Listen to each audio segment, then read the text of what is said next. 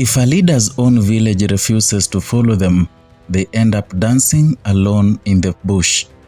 And this is an African proverb describing President William Ruto, that leadership begins at the grassroots, and if politicians fail to earn the trust, respect and support of their very own neighbors and the community, then their grand ambitions elsewhere are meaningless. And it points out that true credibility is tested at home first. And we are saying this because Narok County is considered as President William Ruto's home turf, largely due to its massive 900-acre internal ranch in Kilgoris, combined with the strong political backing from local leadership, such as the Narok Governor Patrick Ole Ntutu, a significant voting bloc of his core Kalenjin base, and also his strategic political maneuvering among the Maasai. But now, a very critical video has emerged online with the residents of Nakuru, or rather of Narok County, dancing and chanting one term to President William Ruto, while the Senator Narok County, Ledama Olekina, appearing seemed intense and also, confused. Let us watch this video before doing a deeper analysis.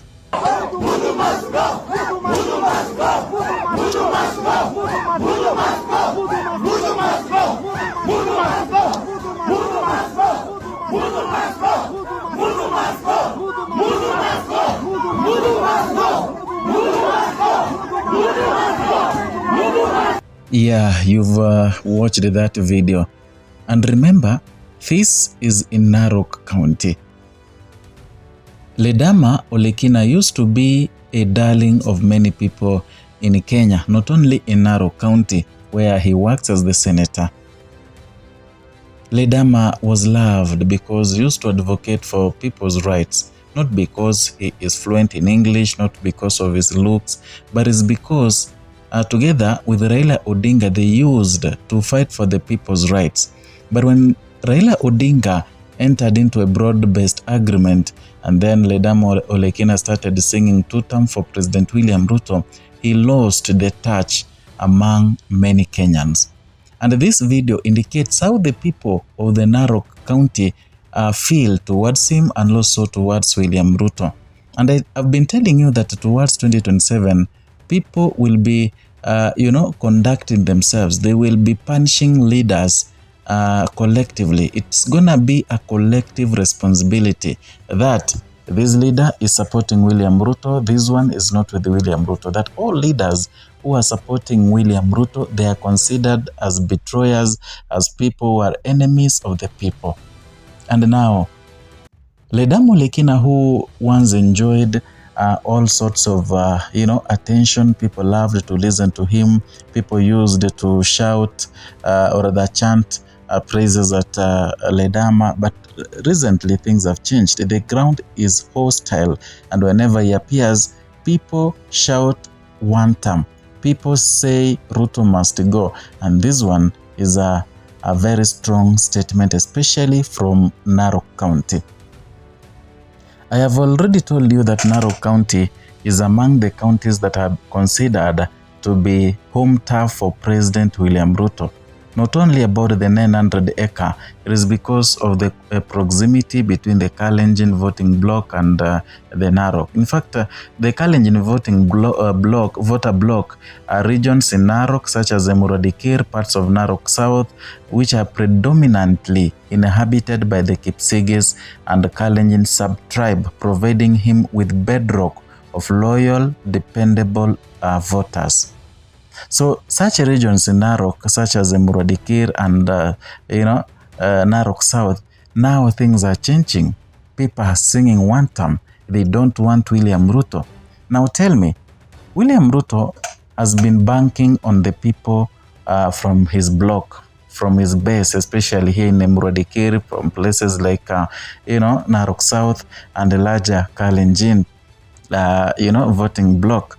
Tell me, how is he going to win the coming election 2027 if the people from his own place, from his base, they are now rejecting him, humiliating him and embarrassing him in public, on camera, saying that Ruto is a one-term president.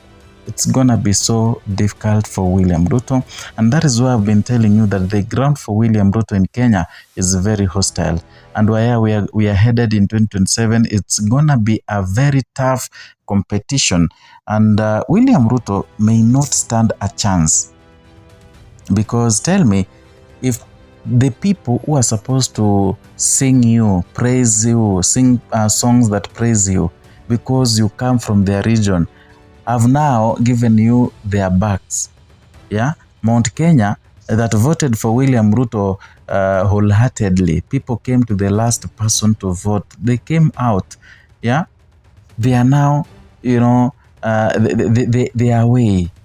They don't want anything to do with William Ruto. The Kamba votes are now with the Kalonzo Musyoka. They are there intact.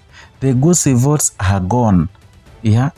Tell me, the coastal region now that Raila Odinga is dead, it might be a battleground. And if William Ruto gets votes from the coastal region, there'll be just a few. The northeastern has been ODM base for the longest time Raila Odinga was alive. We don't know how it's gonna be right now, this time that Raila Odinga is no more. But you see, William Ruto is banking on ODM votes. But ODM equally is so divided. The people are divided. I don't know how much William Ruto is calculating. I don't know the kind of effort William Ruto is putting in the Luo Nyanza votes and also ODM strongholds, because they are gone. Now that ODM is split into two, Linda Ground and Linda Mwananchi. So, and this video where Ledama Olekina is approaching a vicious group of people shouting William Ruto one term, it has painted a different picture, especially from Narok. It has painted a different picture. Lately, we've seen the Narok Senator Ledama Olekina. He has been like someone who has changed the tune. He has been speaking in a way to show that he is not satisfied with the current administration. Yeah. Like recently said that we must urgently review and correct the current SHA insurance arrangement. Forcing SHA on people who already have valid insurance is unnecessary, unreasonable, and counterproductive. The current setup is also distorting claims processing, with insurers now demanding confirmations that SHA will pay 30% before honoring their 70% SHA. This is obstructing care, shifting burdens unfairly onto hospitals and also defeating the purpose of the system. He has started. This is how Ledama Olekina was initially before, he went to dine with William Ruto. And they say that when you dine with William Ruto, is either you leave your brain aside and go to dine, or your brain will be distorted. And this is happening. Another post that Ledama Olekina made on 11th May, he said that Kenya must demand equal partnership terms that prioritize our sovereignty, jobs, and strategic interests, not just short-term deals. Our youth deserve a future built on fair partnerships, not as an afterthought in a relationship where France treats Kenya as a backup option after losing influence in the Sahel, and Kenya cannot become France's plan B. You see, he's pointing fingers to the Ruto's administration. Let me read the last one. He's saying that Kenya is not lagging in development by accident. It's being deliberately held back by corrupt, opaque deals that enrich a few while the country pays the price. And those are few, remember, is William Ruto. So he's attacking William Ruto directly. We parade ourselves as a devolved nation, yet in reality, key industries are tightly controlled by cartels operating with political protection. Look at the rice import sector. How does one company in Mombasa end up controlling access to importation by selling exemption codes to others? This is outright economic sabotage. Revenue that is tightly belongs to KRA, and ultimately the Kenyan people is being siphoned into private pockets. That is not business. It is legalized looting. And this must be confronted head-on if we are serious about progress. We must dismantle these monopolies and end the capture of entire sectors by connected few. Devolution cannot remain a slogan. It must be enforced in practice by spreading industries like paper, cement, and agriculture across the country. Enough is enough. If we can continue tolerating this, we are complicit in our own stagnation. That tells you that Ledama is slowly seeing the light of the day, and he has started backing out of William Ruto. He has started, warning William Ruto.